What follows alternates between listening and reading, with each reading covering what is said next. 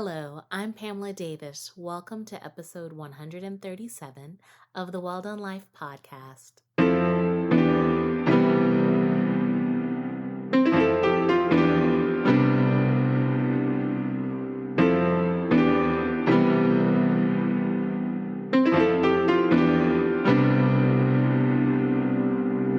Hello, and welcome back to episode 137 of the Well Done Life podcast. I'm your host, Pamela Davis. If you are new here, hey, how are you? Welcome. I am so glad that you are here this week. I hope you stay a while. If you've been here before, you guys know the deal. I love you deep, and I am so grateful that you continue to support me on the journey. Thank you for always being here for me. So before we get started with this week's episode, I want to make sure that I'm really foundational. I like to make sure that I set the tone for what this space is about, and we really are very clear about everything. So one of the things that I like to do is make sure that I let you know that this safe space that we are in is created on two very important foundations, and that is clarity and love. With clarity, it's really straightforward. I just want to make sure that you understand that the Well Done Life podcast is a space that I created for women. I created this space because women are the foundation of society, and we need places where we can be our most authentic self, where we can talk, where we can laugh, where we can cry, where we can just be. So that's what this space is all about. And so I am so grateful that you were here. Now, that leads me to my second thing, which is my favorite thing, and that is love. Everything that we do in this space will be rooted in love. So I like to make sure that you understand that, because I want to make sure that you feel loved while you are here. I want you to feel love from the top of your head to the bottom of your feet. So I like to make sure that you know that you are prayed for. We have just started a new year, so obviously I am praying for you to have abundance. I want you to be abundant in your spirit. I want you to be abundant financially. I'm also praying for you to have peace, because it is a new year. And with the new year come new demands. And a lot of times we're putting pressure on ourselves to meet goals that we have set out for ourselves. Give yourself space to be. Give yourself space to breathe. Give yourself space to understand that you are doing everything that you are supposed to be doing in this time. And it's enough. You don't have to chase anybody else's vision for your life. It's enough. Chase the vision that you have for yourself. And just understand also, like they say in the 4 agreements, just do your best, with the understanding that your best is going to change depending on how you feel. And you know what? That's okay, because that's life. Embrace life, accept it all. And also give yourself, prayers of just gratitude. I want you to know that you, like I said, are doing everything that you are supposed to be doing at this particular moment in time. Celebrate every small win. Celebrate it. Remember all the things that you have overcome. Look back at where you are compared to where you are right now, and be thankful, because I know that you've made progress.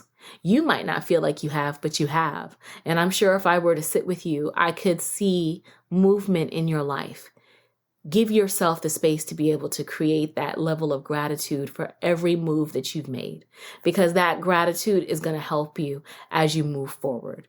So those are just a few of my prayers for you starting off the year. And I hope the start of the year has been amazing for you. I am recording on Tuesday, January 3rd at 8:31 p.m. And the year is starting off pretty cool. I have to admit, if I were to say anything about how I feel right now, as opposed to what I felt last week in episode 136, I have to admit, I feel like I'm at peace. I do. I'm back at work and I'm okay. It's a short week too, and I'm okay. I hope that for those of you that have just started back at work this week, that as well, that you have peace, that you don't feel overwhelmed, that we are giving ourselves an opportunity to maintain the relaxation if we found that during our holiday going through this week, because, a lot of times that sucker can just go right out the window real fast. But try not to do that. Let's give ourselves that space to just keep maintaining our peace. And so, yeah, I'm feeling really good. I want to thank everyone for their support and episode 136, excuse me. Yet last week, let the Renaissance begin. It is the beginning of the Renaissance, and I'm really excited, or the Golden Renaissance. My arms are up in the air since I'm celebrating that. And I'm really excited to be ushering it in. Like I said, I'm not feeling as scared as I was last week. And that's a good feeling for me. So, and again, if you haven't listened to that episode, I definitely would recommend that you check it out. But I'm giving myself space to recognize that it's okay to be afraid of all the things that I have to accomplish or I've set out for myself in 2023, because I know that fear is just a passenger in the car, but I'm actually the person driving it. So I want to make sure that I said that for someone who may be out here as well, thinking about all the things that they've set out for themselves, the goals that you have, and you start to feel overwhelmed really quick, as you are starting to dive in. It's okay to feel a little overwhelmed. It's okay to be a little nervous. You have big dreams. Just give yourself space to let those dreams come to pass. Give yourself peace so that you can see what you need to see in regards to how you should move forward, and just understand that you are doing everything that you are supposed to be doing in this time. So I hope that kind of reminds you to give yourself a little bit of energy and grace. And I'm going to take that into myself as well, as a reminder to remember, keep my peace, because I know I'm going to be tested. We are all going to be tested. That is the nature of life, and life be lifing. But today we are not really worried about that. And you know what? We're going to keep embracing that energy.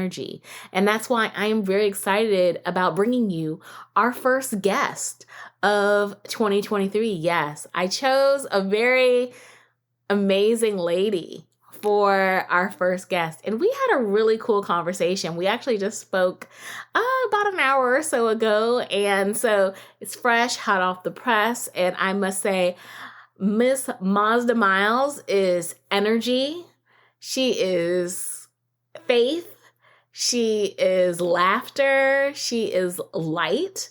And we had a really cool conversation about her journey through her businesses to social media following, because she's got a really strong following on social media, Instagram and TikTok. And I'm going to have all of her information in the show notes. But we did a lot of communicating and a lot of intention setting. She's a very intentional woman. So I'm very excited about sharing her with you guys. So if you will sit back and relax, Mazda and I will be with you in 5, 4, 3, 2, 1. So I am Mazda Miles. Some folks know me as the Real-Life Aunt Viv. Others know me on TikTok as Auntie Empress.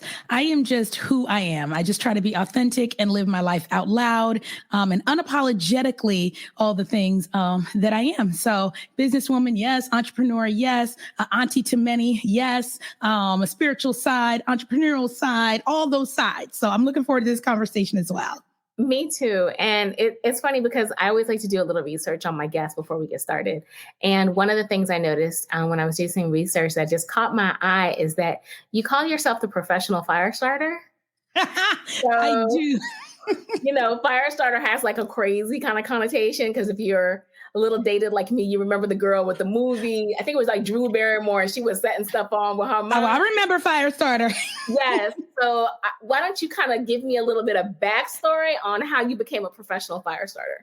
So the thing about it is, I have just always been someone to either be lighting a fire under somebody's or starting things ablaze, right? Getting things going, getting the party started. In fact, funny story, I just thought about this. When I was in grade school, I was always the one. I remember a teacher telling me, Mazda, you cannot hide. You cannot, if you're going to go with the crowd, please know that you're going to be the one that's dimed out. Your voice carries above all, and we're going to remember you. And so a story about that was I was on the bus, and they all started, the roof is on fire. Now, y'all know the rest. Yes. And I'm the only voice that had the gumption to finish it. And guess who got sent to the principal's office? So Ooh, professional fire starter I have been since I was young.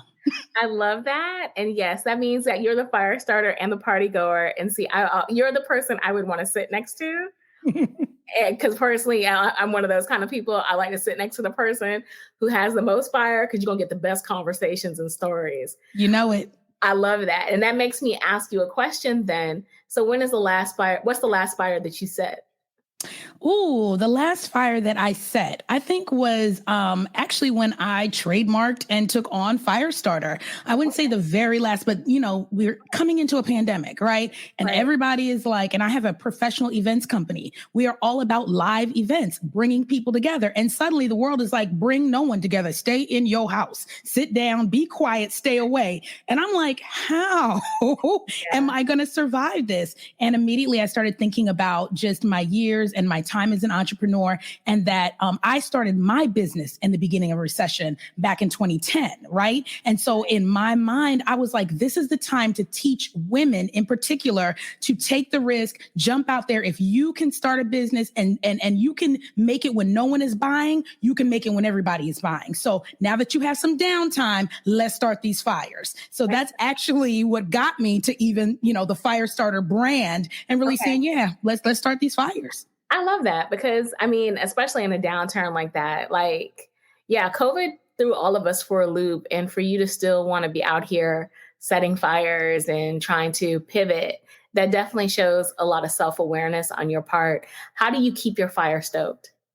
Oh, I think that the way that I keep my fire stoked is if you know anything about fires, you know that the way that you keep them ablaze and going is fires need oxygen, right? And so when I think about the oxygen, I think about that moment to breathe. Okay. So it's honestly self care. That's how you would think that it's counterintuitive, that relaxing is what gets me going. But that's the truth. Me caring for myself, me stepping back, me knowing, girl, you need some more fuel. You need some more. And the way you refuel yourself is to sit your behind down for a minute, do the things you love, pour into yourself so you can go out here and blaze a little more. I totally support that. And that is a struggle for many of us, definitely like sitting down and finding that time. And obviously during the pandemic, nobody had a choice. Like we all had to sit down because there was nowhere for you to go.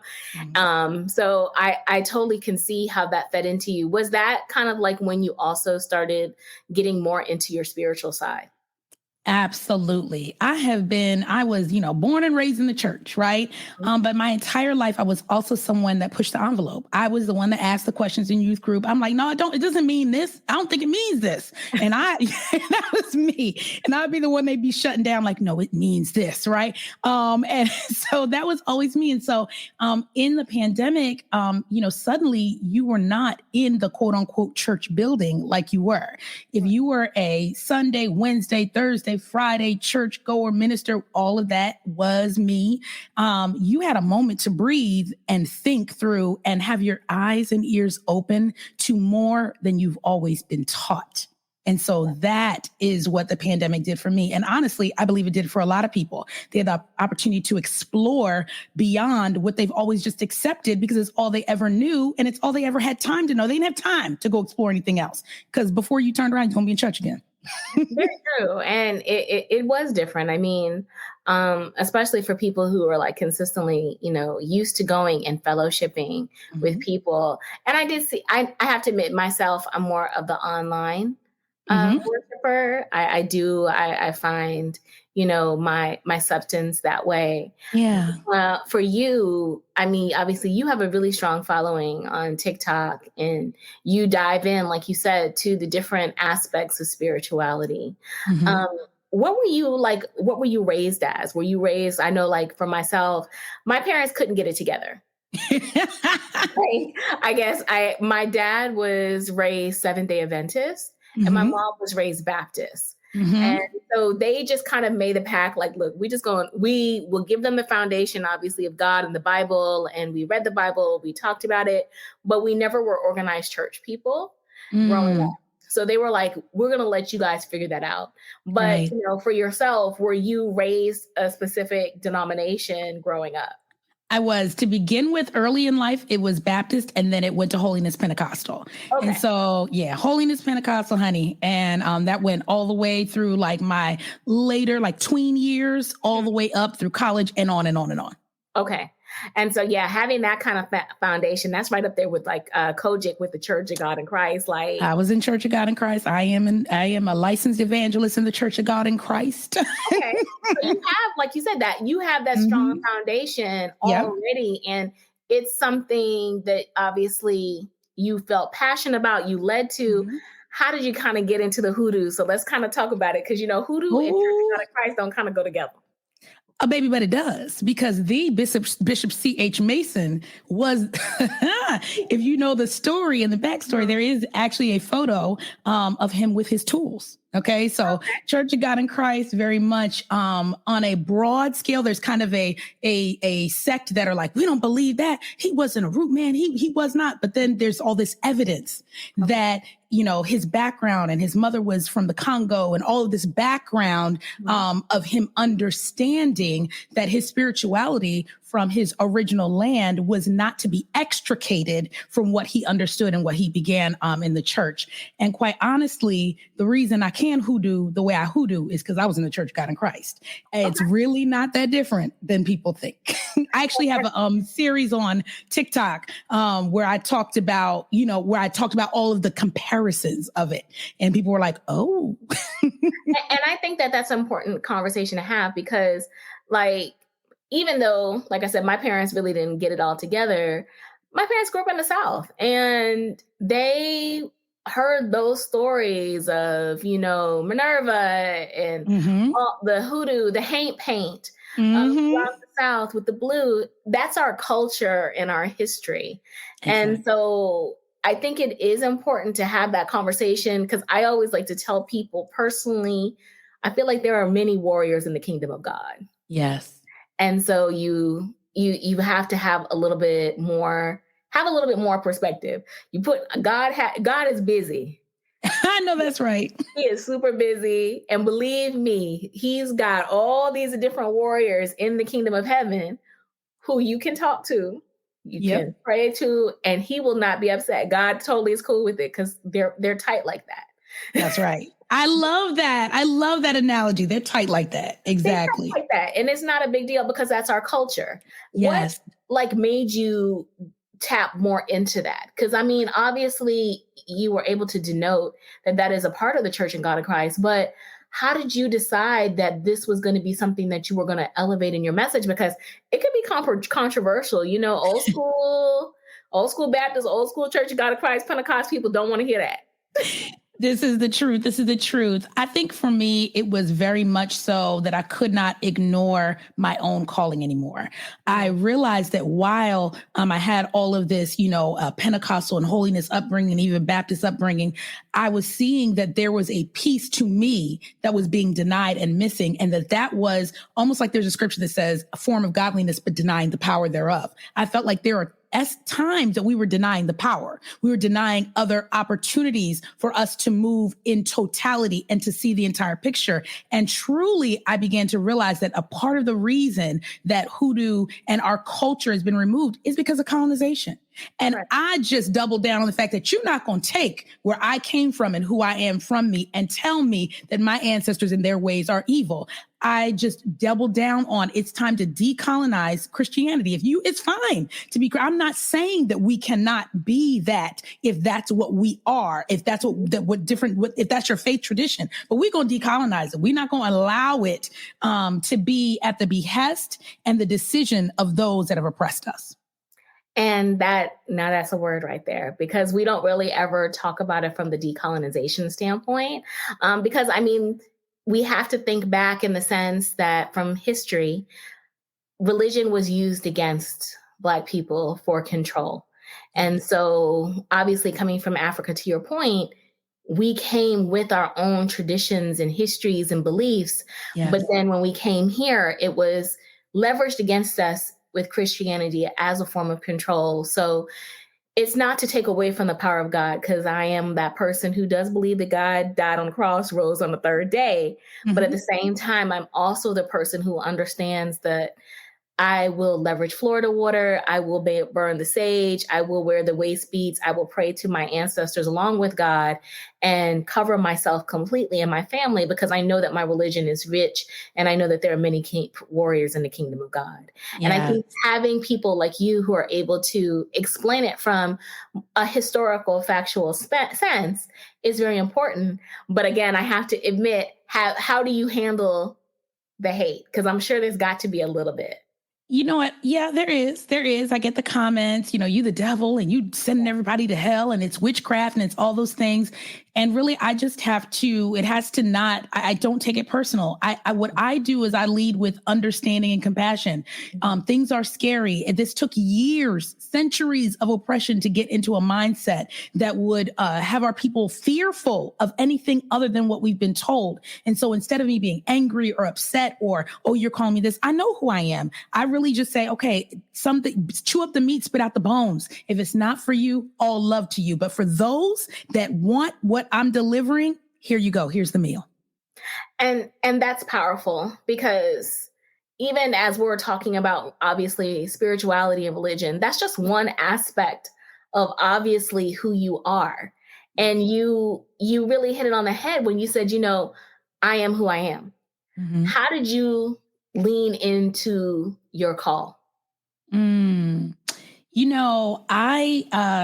It was a while ago that it came to me. I can't remember if someone said it, or I feel like I was in some sort of group and they were like, you have to find your magic, right? Mm-hmm. And it came to me that your magic, your thing, is the thing that you do, you excel at, right? Without basically even trying. It does not drain you. It is not hard. It is natural to you, right? And so at the end of the day, I realized that my call has always been to help people to find and be the best version of themselves, whatever that is, in whatever genre and area that is. That's why I'm a mentor. That's why I'm a coach. That's why, you know what I mean? And so then I had to lean into that for myself. Do I have to make a choice of one thing to be? Or can I be all the things that come easily to me and that encourage me, enlighten me, and make me better? And that's what I really realized was important for me, to leaning into who I really am. And see, that is so aspirational, because there are so many of us, myself included, like, we're just leaning into our calls. And the mm-hmm. fact that you are able to feel so comfortable in it. If you don't mind me asking, how long have you felt that way? It has been a journey. As we say, life is a journey. I would say it's maybe been the better part of about 7, 8-ish years. Okay. Yeah, that's about the timing. Yeah. That's awesome. I just got 2 years in. I learned to like myself 2 going on 3 years ago. So you 7 to 8 years, you're like an expert level. And I admire that. What work did you have to do to get to that point? Oh, it was a lot of therapy, personal work, shadow work, as they call it, introspection, all of those things. Really looking myself in the mirror. That was actually an exercise I did, where I had to look myself in the mirror, in my birthday suit, and decide that I was going to love on every single piece of me, fall in love with it, not in spite of, but because of, oh, I love this little piece of meat over here. I love this I know it don't look like it looks on TV and what she's showing, but this is mine. And since no one else can be me and no one else can love me like I can love me, I better do a pretty darn good job at it. Right. And so that was a lot of that. And that's powerful, because we always talk a lot about owning ourselves, and to look at yourself in your glory and to accept all the flaws and beauty of yourself. Yeah. That's so intentional. And that is a powerful thing to do. Now that you have loved yourself for 7, 8 years and you're out here in the world and you are making your impact on social media, because, social media, I feel like, is like the gift and the curse. Yeah. Of it all. How do you maintain your light?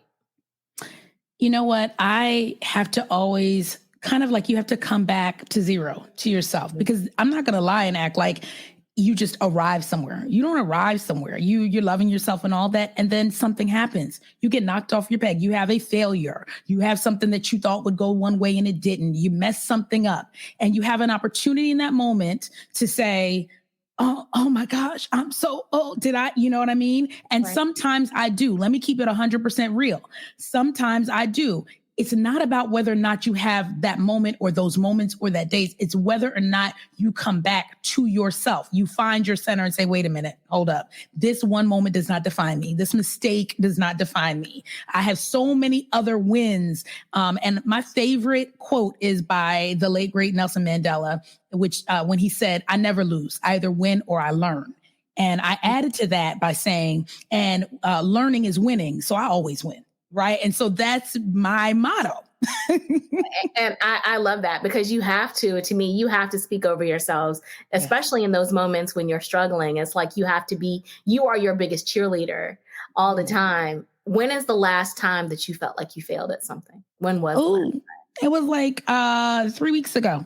If that, 2 or 3 weeks ago, someone in my close circle went through something and she was going a certain direction and I wanted to support her in that instead of giving her the advice that I really thought she should have received. Mm-hmm. I stepped back and was like, no, don't be like that. And then when it all fell apart, I felt like trash because I felt like you knew and she came to you. And you stepped back and basically was like, don't be a party pooper. Don't rain on her parade. Let her have it. Maybe it will be okay. Girl, it was not okay.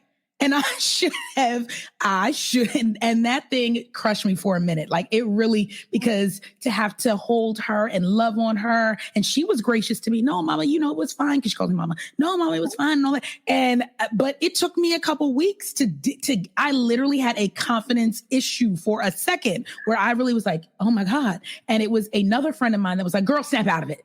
That's why your community is so important. Yes. Yeah, because it's like you're in the dumps and your girl in front is like slapping you like, girl, wake up. Girl, wake up. She'll be fine. You're fine. Everything's fine. Oh, but is that a struggle for you because of the fact you are an empath? Yes, it is because I'm going to feel it. And because, like I said, I have this auntie mother nature. I mean, when I was in college, they used to call me Mama Maz. I was 17. Like, I can't get away from this, right? So I have that like nature that feels like I'm responsible. Right. And yes. so I felt all of it. Then I felt her pain, my pain. So yes, it's definitely a struggle. And that's why, like I said, your community is important. Your circle is important because when you can't, someone else can. Oh, I totally agree. And I was going to say, since you're so empathic and obviously you are just so much energy and everything like that, are you an introvert or do you consider yourself an extrovert or a combination of both? Girl, I am a raging extrovert. Okay. I was going to say, there's just no way to me that you couldn't be, but I had to check. Nope, you were right. I'm a raging extrovert. That's actually how I describe myself. I am the person that when around people, I do gain energy. If I say I don't want to go out, but I go out, I'm the person that'll stay out for 3 hours because I'm like, oh, now I'm out. Now we're together. Now we're doing it. Right. So I am very much that. But as I have leaned more into the call of supporting others and even the spiritual work, and when you are, tapping into other people's energy and really giving to them and pouring out, I've learned to step back. I can't allow myself to become empty. So that I do know how to shut off and shut down the day and say, okay, you can't go out today because you don't have anything to give. Right. And I was going to ask you, like, how do you have like a certain practice, or do you just take time away from social media? Because your following is very large, especially with TikTok. How do you manage that and not burn out? So I do take time. I do have a practice. So first of all, I'm really big about protecting my time and my peace and almost scheduling out the different parts. So I have certain times of day and days of the week that are certain businesses, certain times of day and days of the week that is the spiritual work, right? And then I have certain days of the week that I'm completely off. And there are some times that I take complete hiatus. Phone is off, social's off. I will remove the apps from my phone. I will go that far so that I just cannot. I am disconnected. I'll go on a vocal rest where I'm not talking to anybody. Like I will do all of that when it is necessary. And yes, the followings are large, and so you cannot disappear indefinitely. So no, you can. So another thing is I will try to record content in advance so I can throw it out there in the time when I'm not going to go live or be live on there. I respect that. It's just because I think people need to honestly understand that, like from a social perspective, you do as a consumer, it's really easy for you to think that this person is always on and that is a normal pattern of life. And I find that a lot of influencers, no, that is not how people are managing social media. You're giving yourselves those breaks. So I love that you have that intentional practice. And people see that because your self-care is so important above trying to be a resource and an asset to everybody else. You got to be an asset to you. I know that's right. 100%. Okay. So I have like some questions for you now that we're in this new season. We're in 2023, ma'am. You've got all the things going. So I have to ask you for 2023, do you have a word for 2023? Oh, my word for 2023. It's not one word. Okay. So for 2023, I would say 3 words. Okay. Protection, profit, growth. So I want to protect what I already have and what and that's not just financially, right? That is my entire life. I want to profit. I don't want to, and again, it's not just financially. Whatever I do needs to profit, needs to be profitable. I need to end up with more, right, than I started with, whatever endeavor it is, right? And I want to grow. Okay. How did you make the decision to invite those 3 energies into you for 2023? So actually it was prayer. It was a lot of prayer. I saw my own spiritual advisor. I believe that everybody needs somebody. Everybody needs, even if you're doing your own prayer, you need someone to confirm. You need someone to say, yep, absolutely. I heard the same thing in the spirit, girl. Yes. Right. Right. Didn't hurt nobody around these. Right. So yeah. So it was a prayer, seeing my own spiritual advisor, and then doing my vision board. So you see, we're on this, but the folks can hear but not see. But I'm actually looking at my vision board. It's on a large Post-it, the shiny kind of like dry erase that's stuck to my wall. And I do the entire one for the year. I categorize it out and I got to look at that thing. I love it. And I love that you have it in front of you and it's so visual. And you invited 3 very strong words into your life for 2023. How are you going to hold yourself accountable to that for this year? Well, first of all, like you said, I'm visual, so I'm seeing it. Second of all, I am someone that does believe in that there is benefit to ceremony and ritual, and so I have a certain way I start my day. I have a certain way that I invite those energies in. I have certain things that I say, certain things that I do, because I believe that even, when you invite that into your body and ways, different things that you do with your hands and you say and you make, right? And so I invite that every single day into my space before I get started doing anything. I invite those energies in. I love that because you do. I feel like it is so important to have like a ritual and intention, especially as we are moving into these phases of our life. We have to be extremely intentional about everything that we do. Do you have a mission statement? Do I have a mission statement? No, actually, not for my entire life. I think for my different businesses, I've written them, but I don't have one that's just me, other than just living to the best of who I am. Yeah. I love it. So would that be what you would say to, like, if I'm just meeting you and just kind of getting to know you, what is one, how would you sum yourself up to me in 30 seconds or less? Oh my gosh, in 30 seconds or less. I would just say that I am here to, if you're meeting me and inviting me into your life, I'll be like, look, I'm here to be whatever it is that you need in your life, to encourage you, to pep talk you, to push you forward into all the potential and to realizing who you are. I'm someone who's about reciprocal energy. And so I want you to give to me and for me to give to you and for us to both grow together. So that's who you would get to know me. And I'd be like, and I'm gonna keep it real. true. Now, that's one thing about it. You're always going to know what I'm thinking. I often say that my face does not have an inside voice. So Oh I'm going no, to tell you not that. at all. You're so you're so animated and your energy is so vibrant. So yes, I totally agree with that. But that's one of the things I like about you, because then you know what you're getting when you meet you, you know? Yes. Yes. Yeah. So what are you working on now? Like what is one of the things, or what are some of the things that you are starting to plan through for 2023? Awesome. So first of all, I'm going to be going on a little birthday vacation first. Now I'm Nice. excited about the beginning of this month because I get to Capricorn season. I get to go do my little birthday gig. So I'm excited about that. And also it'll be a bit of a mental retreat to wind down and think through and really solidify, right, in the quiet and still and really leisurely space, all the things that I desire and I'm bringing into this year. In terms of, just my own recreation. So personal things.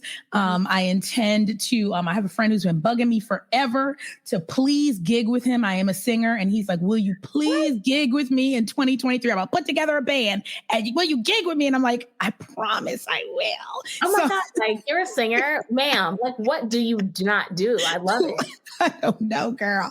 So I promised, I was like, I'm going to give that to myself because I love the arts. And I'm like, I'm going to give that to myself. Yes. So that's one personal thing that I'm like, before the year's over, I got a gig with him for 2023. And then in terms of the businesses, of course, I want to be able to expand. Embracing Divinity is my tea company. Super excited. One of my best friends is my partner and we have some amazing things. And that was one that I didn't really push or market before just because we weren't really set up.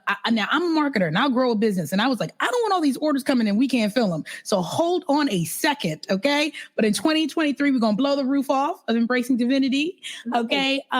In Seed and Soil is my spiritual business. I have made room to do many things there. I'm having a spiritual retreat in June in Philadelphia. So that's huge. They've been asking me for that for over a year. And I'm like, it's going to happen Juneteenth weekend in Philly. So that's a big deal for me. And listen, events are back. Okay. So my events business, we're going to be on the road. I was on 3-4 continents last year, all over the world producing events. I think 2023 will even be bigger. So those are some things I'm looking forward to on the horizon. Oh my gosh, you have so many things going on. I'm really excited. And you and I probably need to offline about events. Okay. Because I definitely need some inspiration, guidance, and support in that area. So I'm very excited for you. And I definitely will make sure that I have all of your businesses and everything listed in the show notes because we want to support you. You're part of the community now. So you don't have to worry about that. We got you. Thank you. As we're kind of like wrapping up, I guess I have maybe like 2 more questions. Okay. One, what's one thing that you would want my audience to know about you that you haven't already said? Oh my goodness. Well, I just think it's an interesting fact about me that I was raised, not born, but almost in Anchorage, Alaska. I just feel like y'all should know that about me since she's got me telling all the tea and all the different things. I was raised in Anchorage, Alaska. And actually, since I haven't talked about my culture, I'm raised in Anchorage, Alaska, military brat. Parents were in the military. My daddy's a country boy from North Carolina. My mother is from Panama. So I'm Afro-Latina. Like I got all that going on in my life. So that's a little bit of just who I am and the essence of me. Yes, you are just like I told you, like just a combination of awesomeness. I'm just the diaspora, my darling, the diaspora. Oh, I love it. And then second, just kind of like a fun thing, because I love to ask people, what's your song? What's your go-to song? What's your go-to song to turn your swag on? What do you do when you're ready to just come out here and just put it down, do everything? What's your go-to? Oh my gosh. So it depends on the day. But today it was Money Good by Meg Thee Stallion. So it depends on the day. I love it.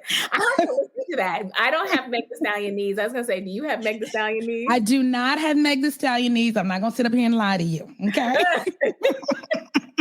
But I love it. So like that just kind of helps you bring forth the swagger.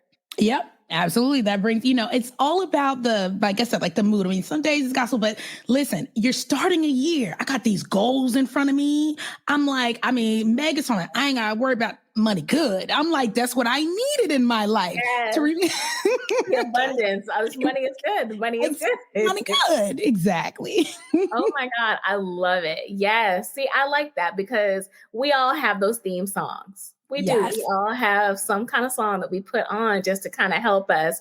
And I love how you are attracting money, Mama. Get the money is good. Love that. I want to thank you. This has been amazing.